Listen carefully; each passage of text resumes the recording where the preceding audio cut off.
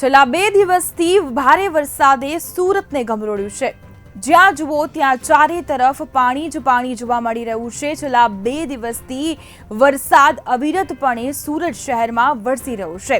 ત્યાં ફરી એક વખત એવા દ્રશ્યો સામે આવ્યા છે કે જ્યાં ખાડીપુરની પરિસ્થિતિ, જ્યાં ખાડીપુરના જે પાણી છે તે અનેક ઘરોમાં, અનેક દુકાનોમાં ઘૂસ્યા છે। મહત્વનું છે કે સુરતમાં છેલ્લા 24 કલાકમાં 14 ઇંચ જેટલો વરસાદ ખાબકી ચૂક્યો છે। અનેક લોકો હેરાન પરેશાન થઈ ગયા છે અને ચારે તરફ પાણી છે, જેના કારણે અનેક વાહનો ડૂબતા પણ જોવા મળી રહ્યા છે। છેલ્લા 24 કલાકમાં જ વરસાદે દક્ષિણ ગુજરાતની દશા બદલી નાખી છે। વરસાદે સુરતને ગમરોળ્યા બાદ ખાડીપુરની પરિસ્થિતિ કે જ્યાં 15થી વધુ સોસાયટી ખાડીપુરથી અસરગ્રસ્ત જોવા મળી છે। સુરતના સરથાણા વિસ્તારના અનેક ઘરોમાં, દુકાનોમાં ખાડીપુરના પાણી ઘૂસ્યા છે।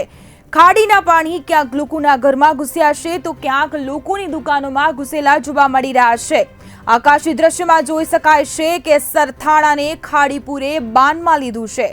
સુરત મહાનગરપાલિકાના ખાડી સફાઈના દાવા આ દ્રશ્યો પરથી પોકળ સાબિત થઈ રહ્યા છે। અધિકારીઓએ કામગીરી ન કરી અને છેવટે પરિણામ જનતાએ ભોગવવું પડી રહ્યું છે।